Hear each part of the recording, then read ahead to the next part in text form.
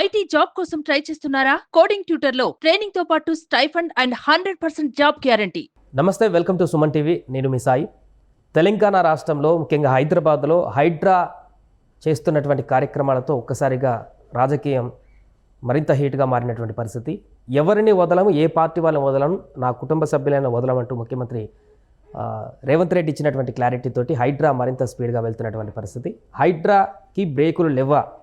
ఏ కట్టడమైనా కూల్చేందుకు సిద్ధంగా ఉందా? దీనికి సంబంధించి మనం మాట్లాడుతూ మనతో పాటు పొలిటికల్ అనలిస్ట్ చంద్ర శ్రీనివాస్ గారు ఉన్నారు.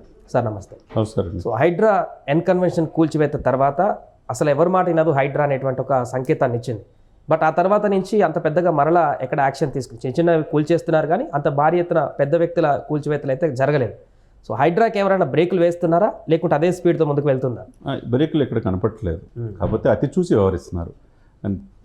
చట్టపరమైన చిక్కులు, న్యాయపరమైన అవాంతరాలు ఎదురవ్వకుండా సిస్టమేటిక్ వెళ్తున్నారు.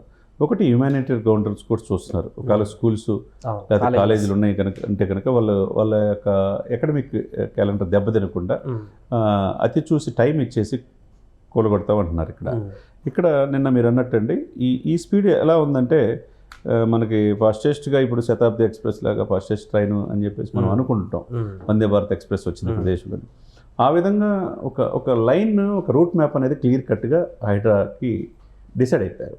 దానికి యంత్రాంగం, మీరు అన్నట్టు ముఖ్యమంత్రి గారు నేను డిసైడ్ ఎటువంటి అపోహలు నమ్మొద్దు, ఇది హైడ్రా స్పీడ్ ఎక్కడ కూడా తగ్గదు, ముందుకెళ్తుంది. చివరికి నా కుటుంబంలో ఎవరైనా ఉన్నా నాకు చెప్పండి, నేనే దగ్గరుండి కోరుకుంటాను. ఆల్రెడీ నోటీస్ ఇచ్చానంటే ఒక వార్త వస్తుంది. రేవంత్ రెడ్డి గారు తమ్ముడు ఉన్నటువంటి అద్దె ఇల్లు అయినప్పటికీ కూడా ఆ ఇంటికి నోటీస్ ఇచ్చారంటే డైరెక్ట్ ఆయన అద్దెకున్నా ఏదున్నా కానీ నోటీస్ ఇచ్చినప్పుడు ఆ ఇంటి యజమాని ఎవరో వాళ్ళు తప్పదు వాళ్ళకు, ఎందుకంటే దాని పరిధిలో ఉంది కాబట్టి.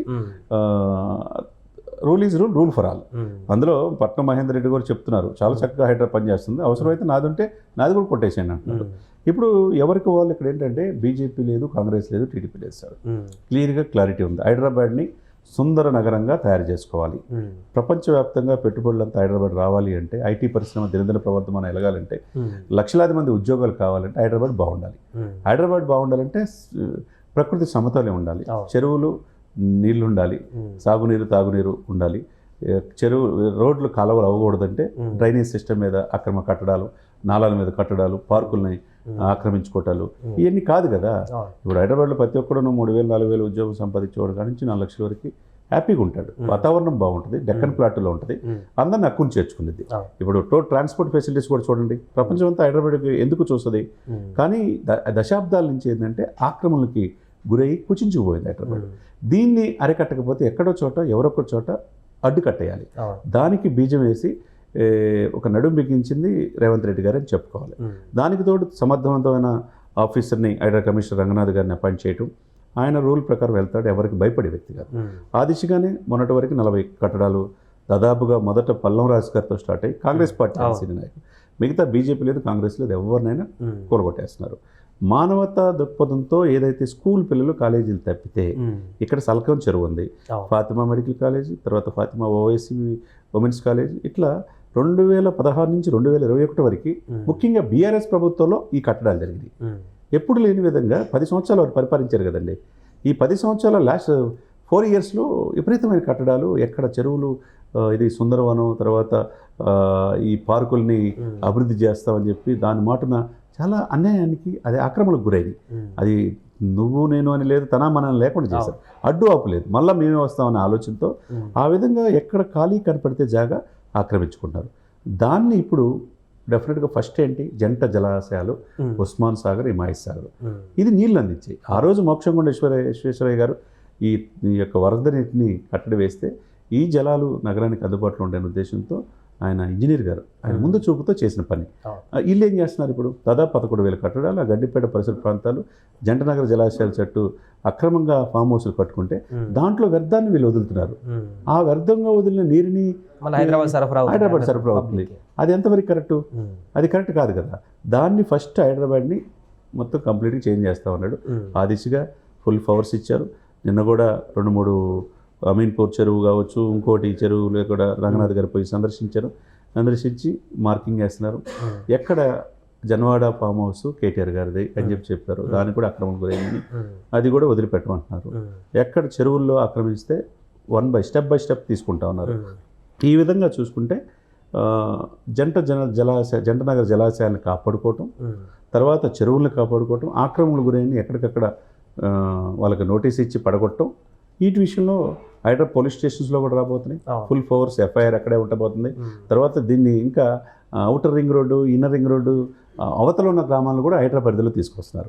మీరు అన్నట్టు ఇప్పుడు ఫాతిమా కాలేజ్ కానీ, ఎంఎల్ఆర్ కానీ, పలరాజేశ్వరరెడ్డి యూనివర్సిటీ కానీ విద్యార్థుల కన్సర్న్ తీసుకొని దాన్ని కొంత హోల్డ్లో పెట్టినప్పటికీ కూడా జన్వాడది కూడా ఫామ్ హౌస్ దాంట్లోనే ఉంది, కబ్జాలో ఉందని చెప్పేసి నోటీసులు కూడా ఇచ్చినటువంటి సందర్భంలో దాని మీద ఎన్కన్వెన్షన్ మీద తీసుకున్నంత స్పీడ్గా దీని మీద ఎందుకు తీసుకోవట్లేదు? ఎందుకంటే ప్రైవేట్ ప్రాపర్టీయే కదా జన్వాడ కూడా ఈ రోజు రేపే డెఫినెట్గా చూడండి.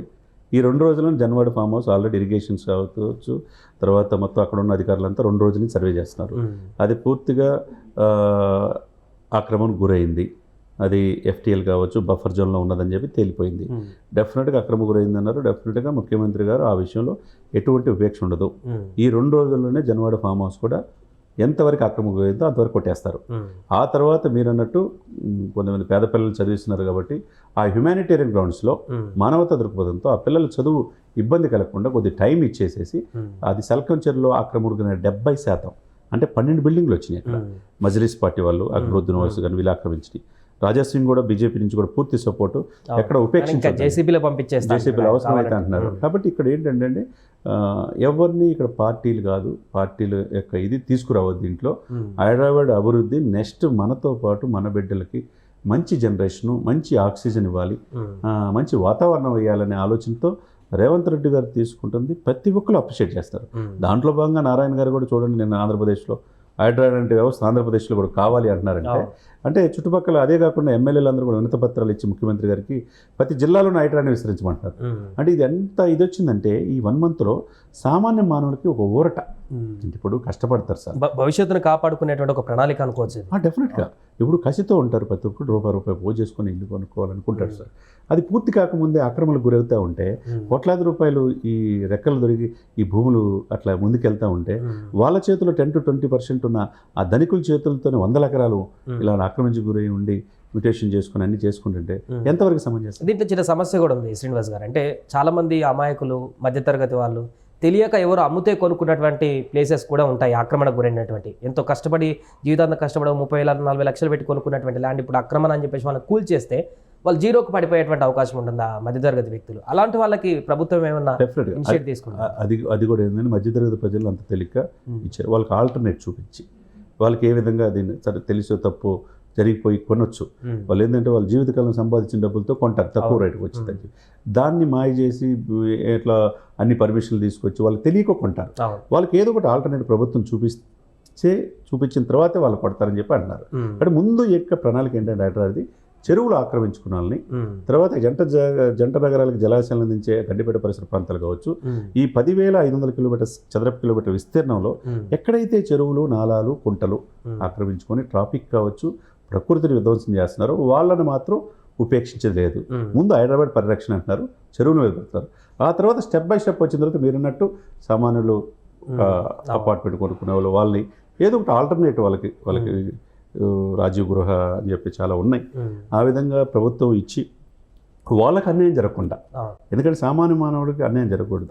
ఒక 10 to 20% కోసం ఈ నగరాన్ని వాళ్ళ చేతిలో గుప్పుల్లో ఉండి 100 ఎకరాలు 1000 ఎకరాలు తీసుకుని వెళ్ళి చివరికి రైతు బంధు కూడా 100 ఎకరాలకు కూడా రైతు బంధు వస్తూ ఉంటారు. ఇవన్నీ కూడా కట్టడి వేసి ఒక మంచి సుపరిపాలన దిశగా హైదరాబాద్ని నవనగరంగా నిర్మించడానికి మనస పుత్రిక లాంటి ఆయన పేరు ఆయన నోటి నుంచి వచ్చింది కాబట్టి అసెంబ్లీలో కూడా చెప్పారు కాబట్టి రేపో మాపో ఆర్డినెన్స్ రూపంలో వస్తుంది. ఇప్పుడు హైడ్రా అనేది ఓన్లీ చెరువుల పరిధికి సంబంధించిన వరకు కట్టడాలనే గుర్తిస్తుందా? మూసీ నది పరివాహక ప్రాంతాలు మొత్తం కూడా గుర్తిస్తుంది? ఎందుకంటే మూసీ రివర్ ఫ్రంట్ అంటే గతంలోనే ముఖ్యమంత్రి గారు ఒక ప్రత్యేకమైనటువంటి ప్రాజెక్టు దీనికి ఉంటుందని చెప్పారు. సో దానికి సపరేట్ ఏమైనా తీస్తారా? హైడ్రా పరిధిలోనే అవి కూడా తీస్తారా? వరకు అది సపరేట్ అండి. దానికి సపరేట్గా కమిషనర్ వేశారు, సీనియర్ ఐఏఎస్ ఆఫీసర్ వేశారు. మూసీ నది పరివాహక ప్రాంతాలని అక్కడ ఆక్రమణలు గురైన తీసేయటం, వాళ్ళకి పునరావాసం కల్పించడం, మూసి ప్రక్షాళనకి అది ఇతర దేశాలు కూడా వెళ్ళి అలాగే రేవంత్ రెడ్డి గారు సీఎం అయిన తర్వాత 2 times వెళ్ళారు. వెళ్ళిన తర్వాత ఎలా దీన్ని రివర్ ఫ్రంట్గా తీసుకురావాలి ఈ మూసి అని చెప్పేసి దానికి ప్రత్యేకంగా కోర్స్ ఉంది కాబట్టి దానికే హైడ్రానే కాబట్టి ఎవరి ఇది లిమిట్స్లో వాళ్ళు పనిచేసే ఇదిగా ముందుకెళ్తారు. Right sir. అది మొత్తానికి హైడ్రా అయితే ప్రస్తుతానికి హై స్పీడ్ జెట్ లాగా కొనసాగుతుంది హైదరాబాద్ వ్యాప్తంగా. ఇలాంటి కట్టడాలు ఉన్నా, ఎవరి కట్టడాలు ఉన్నా, ఎంత పెద్ద వ్యక్తుల కట్టడాలు ఉన్నా కూడా ఉపేక్షించమంటూ ఇప్పటికే రంగనాథ్ గారు వెల్లడించడం జరిగింది. అదే రకంగా దూకుడుగా వెళ్తూ నోటీసులు అంటిస్తూ కట్టడాలను కూల్చివేసేటువంటి దిశగా ముందుకు వెళుతుంది. సుమన్ టీవీలో మీ పర్సనల్ అండ్ బిజినెస్ ప్రమోషన్స్ కోసం కింది నెంబర్కి కాంటాక్ట్ చేయండి.